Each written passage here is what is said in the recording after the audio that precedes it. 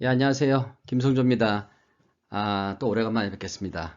벌써 한 달이 지나갔네요. 오늘은 지난번에 이어서 유주 외우기를 해보려고 합니다. 지난번에는 강경을 좀 자세하게 설명을 드렸고요. 그 방법으로 오늘은 대장경을 한번 만들어 볼게요. 근데 지난번처럼 파워포인트를 해서 자세하게 하려니까 시간이 많이 걸려서 제가 손으로 쓴 것 있거든요. 그걸 이용해서 설명을 드릴게요. 걔가 글자가 조금 날아가는 것 같이 보이더라도 다들 혈자리는 대충 아시니까 충분히 이해를 할 수 있을 것 같습니다. 일단 유주 외우기를요. 강을 이용해서 하기로 했잖아요. 그래서 이런 강을 이용해서 할 거고 그 다음에 강을 이용해서 유주를 하겠다고 하는 큰 설계도와 같은 기억 방법을 쓰겠다라고 이제 결정을 하시면 강을 선택을 하잖아요. 근데 저는 한국에 있는 강을 이용해서 유주를 만들기로 했고 이와 같은 방법을 했는데 오늘 설명드릴 대장경은 두만강을 이용했어요. 두만강은 뭐 가보신 분도 있겠지만 거의 다 못 가보셨을 거예요. 저도 못 가봤고요. 그래서 이 강을 익숙하지 않은 이 강을 어떻게 해서 만들어 가는지 한번 보시죠. 그래서 먼저 말씀드렸지만 뭔가를 외우고자 하면은 공부를 먼저 하셔야 되잖아요. 그래서 대장경의 유주를 저는 처음에 배울 때 영어반에서 배웠기 때문에 이 데드만이라고 한 사람이 쓴 책을 중심으로 했어요. 이제 보다시피 이런 그림이 있잖아요. 이 그림에 이렇게 대장경의 첫 번째 두 번째 손가락에서 이렇게 올라가서 어깨 쪽으로 갔다가 대추를 찍고 결분으로 와서 한 가닥은 우리가 많이 아는 대로 코 반대쪽에 가서 끝나고 한 가닥은 아래쪽으로 내려가서 폐, 대장 그리고 저 밑에 하하편까지 내려가는 게 대장경의 유주라고 해요. 그러면 우리가 필요한 포인트들을 정해야 돼요. 어떤 것들을 중심으로 외울 건지 먼저 처음 시작하는 기시점을 알아야 되고요.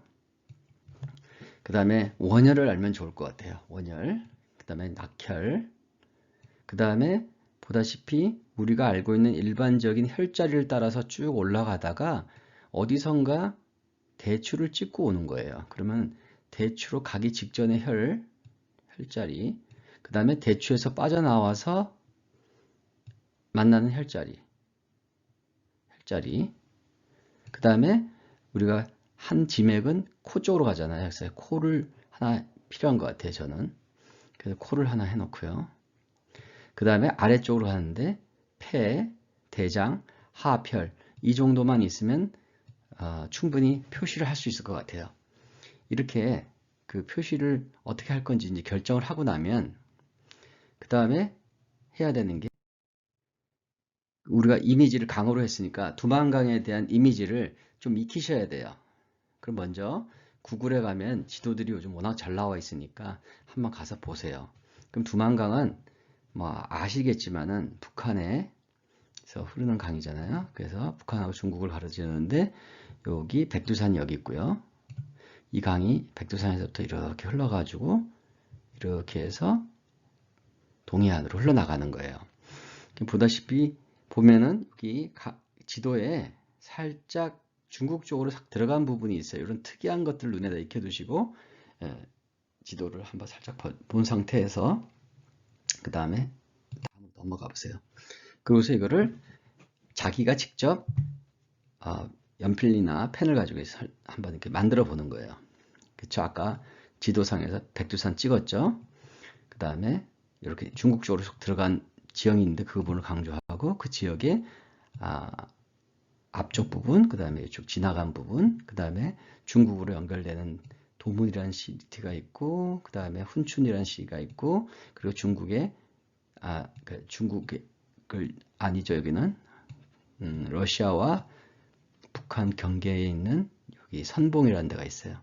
이렇게 정도를 표시를 해두는 거예요. 왜냐하면 우리가 필요한 것들이 기시점 뭐 이렇게 해가지고 필요한 것이 한 8가지가 되잖아요. 그런 것들 이렇게 표시를 해요. 그 지도를 자기가 한번 그려서 일단 이미지를 자기 거로 살짝 한번 연습을 해보시는 거예요. 이렇게 해놓은 상태에서 그 다음에 그 지도에 우리가 잘 모르니까 친숙해지는 거죠. 구글에 가시면은 지도에 가시면 그 지역에 지역들이 설명이 많이 나와요. 공부를 해보시는 거죠. 여기 선봉은 낮은 선봉이라 해서 북한에서 자유경제 지역으로 만들고 싶어 하는 곳이고, 그 다음에 훈춘이라고 또 있고요. 중국으로 넘어가는 이 도시가 도문이라는 도시인가 봐요. 도문. 그 다음에 회령이라는 데는 뭐 김정숙 정치범 수용소가 있는 곳이라고 그래요. 그 다음에 이렇게 중국으로 튀어나온 부분 지나서 무산이라는 데를 가면 한반도에서 가장 철 매장량이 많은 곳이라고 그러더라고요. 그 다음에 우리가 잘 아는 백두산이 있고, 백두산 너머를 가면 해산이라는 시가 나오는데, 여기가 이 강물이 가장 얕은 곳이라고 그래요. 그래서 이쪽으로 탈북하는 분들이 가장 많이 지나오는 곳이 이곳이라고 그래요. 이것이 지나가면은 이 해안 너머에 중국 쪽에 가면은 선교사들이 탈북민을 돕기 위해서 많이 옛날에 여기 있었다고 합니다. 지금은 이제 중국 단속 때문에 많이 못 있는데 그랬다고 그러고요. 그 다음에 무산에서부터 남쪽으로 쭉 내려오면은 풍계리라고 그 원자폭탄 실험한 곳이 있거든요. 거기가 있고, 거기서 쭉 내려가면 이제 동해를 만나게 되는 거예요. 이 정도로 해가지고 이 지도에 대해서 나름대로 공부를 해보세요. 하면 그냥 막연하게 지도 보는 것도 좀 재밌습니다. 역사도 좀 공부하게 되고, 그 다음에 거기 도시에 얽힌 얘기도 알게 되고, 그 다음에 훈춘을 가면은 안중근 의사 기념관이 있는데 이거 중국에서 지어준 거라 그래요. 거기 있다 그러고, 뭐 이런 식으로 저는 공부를 하면서 이 지도에 좀 친숙해졌어요. 이 정도 되면은 이미지에 대해서 뭔가를 외울 때는 이미지를 먼저 머릿속에 넣어놔야 된다 그랬잖아요. 이렇게 해놓으면은 이 두만강 지역에 대한 이미지가 대충 자리를 잡게 돼요. 그럼 그 상태에서 이거를 지난번에 말씀드렸지만은 우리의 신체에서 외우고자 하는 중요한 포인트로 바꾸는 거예요. 먼저 두만강의 첫 번째 여기 대장경의 첫 번째 혈이 상량이잖아요. 상량금. 그걸 이렇게 선봉 두만강의 하구연인 걸 갖다 상량으로 바꾸는 거예요. 상량. 그 다음에 훈춘이라고 안중근 의사 있는 훈춘이라는 시티는 합곡원이죠. 합곡원으로 바꾸고, 그 다음에 이렇게 도문은 중국으로 연락되잖아요. 그래서 낙혈, 편력이라고 쓰는 거예요. 편력, 도문을 편력이라고 합니다. 그 다음에 이렇게 중국 쪽으로 딱 들어간 지역이 있다는데 그 지역이 첫 앞쪽 부분이 회령이라는 자리인데 그거를 견우로 바꾸는 거예요. 견우. 그 다음에 이렇게 중국 쪽으로 들어간 부분, 거기는 대추라고 쓰세요. 대추. 그 다음에 중국 쪽에 들어갔다가 다시 북한 쪽으로 내려오면 여기 무산이라는 지역 있죠. 무산을 결분이라는 자리로 바꾸는 거예요. 결분. 됐죠? 그 다음에 백두산으로 걸어 올라가는데 목이 마릅니다. 그래서 경길산 입구 기슭을 인후라고 합시다. 인후. 백두산을 코라고 해요. 코 해서 여기서 올라가는데 화려해서 백두산을 싹 돌아서 반대쪽에 가면은 해산이라는 시티가 있는데 그걸 영향이라고 이렇게 쓰는 거죠. 그쵸? 그러면은 대충 됐죠. 그럼 이렇게 됐고, 그 다음에 또 우리가 해야 되는 게 폐라고 하는 장기를 아래쪽으로 이렇게 내려갔었잖아요. 그 아래쪽으로 내렸을 때 폐 부분을 풍계리, 원자탄이 쾅 폭발하니까 폐에서 큰 소리 난다고 한번 이미지화하면은 이 풍계리를 폐라고 하는 거예요. 그리고 원자폭탄 실험하는 그 지하 갱도가 이렇게 구불구불하니까 대장처럼 구불구불해요. 그러니까 갱도를 대장이라고 하는 거예요. 대장. 그리고 여 끝에 동해안을 만나는데 거기를 하하펠인 상거라고 이렇게 바꾸는 거죠. 저는 색깔로 이렇게 해서 바꿨어요. 먼저 까만색으로 지형을 먼저 지도를 익숙하게 하고, 그 다음에 필요한 부분들, 기시점이라는 종지점이라는 이런 것들을 필요한 부분들을 이렇게 파란색으로 저는 바꿨어요. 그렇게 놓고 한번 보세요. 그러면은 지금 조금 전에 한 것들이 아마 보일 수 있을 거예요. 보일 텐데 그렇게 싹 보시면은요. 이렇게 보시면은 아까 봤던 그 지도가 신체에 우리가 필요로 하는 대장경에서 유주에서 사용하고자 하는 장기라든가 중요한 갈라지는 포인트 그런 것들이 이 그림에 이제 섞이게 되는 거죠. 이렇게 놓은 상태에서 그 다음에 유주를 그리시면 돼요. 앞 슬라이드 정도만 되시면은요, 유주는 이제 다 끝났다고 보시면 돼요. 그런 상태에서 혈자리가 있는 거는 저는 빨간색을 이용한다 그랬잖아요. 빨간색을 이용해서 이렇게 그리는 거예요. 빨간색으로 여기 상량부터는 혈자리가 있죠. 상량근부터 이렇게 합곡을 지나서 편력으로 해서 견우까지는 혈자리가 보여요. 그러니까 이렇게 빨간색으로 그리고 그 다음에 견우에서부터 대추를 찍고 결분을 가는 데는 혈자리가 이 대장경의 혈자리는 안 보이잖아요. 그 경락 지나가는 게. 그러니까 이렇게 파란색으로 이렇게 그리세요. 결분까지 왔죠. 결분에서부터는 다시 빨간색으로 우리가 코 부분으로 가는 거는 이렇게 활혈을 해서 코를 싹 돌아서 영양까지 딱 가는 게 대장경에 우리가 알고 있는 혈자리가 지나가는 유주예요. 그런데 대장경은 우리 몸 안으로 또 그 경락이 지나갑니다. 그래서 결분에서부터 아래쪽으로 쭉 가면은 풍결이 원자폭탄이 꽝 하고 했으니까 폐를 지나가요. 폐를 지나가서 대장경, 갱도를 또 지나갑니다. 대장을 지나가고 그리고 저 밑에 상거까지 내려가는 게 이게 우리가 외우고자 하는 대장경 유주가 되는 거예요. 이렇게 보시면 이제 보이시나요? 빠른 속도로요. 머릿속에서 지도가 우리 신체에서 필요한 유주의 이미지 이렇게 바뀌게 되거든요. 한두 번 연습해 보시면 아마 될 거예요. 저도 했고 저한테 배우신 분들도 많이 하고 있으니까 아마 되실 겁니다. 이렇게 됐잖아요. 그러고 나면 지금 앞에 슬라이드에서 이번엔 거기다가 경별이라고 해서 영어로는 다이버전트라 그랬잖아요. 경별까지도 그릴 수가 있어요. 이번에는 색깔을 다 바꾸는 거죠. 자, 경별은요, 혈자리가 없습니다. 이론적으로만 있는 거예요. 그래서 여기 훈춘, 여기 훈춘 부분이니까 합곡 근처니까 손등 정도 되겠죠. 손등 어디선가 봐 출발을 하는 거예요. 리 떠나는 거예요. 출발해서 이렇게 대장경을 따라 올라가서 대추를 지나서 결분까지 와요. 그 다음에 한 가닥은 결분해서 백두산을 올라가는 데까지만 가는 거예요. 인후까지만. 그 다음에 아래쪽으로는요, 이렇게 유방을 지나서 폐를 지나서 대장까지만 가면 이게 경별이 되는 거예요. 그러면은 지금 우리가 경맥의 유주하고 경별의 유주를 외울 수가 있죠. 자, 이런 식으로 하시면은요, 이 유주가 다 외워집니다.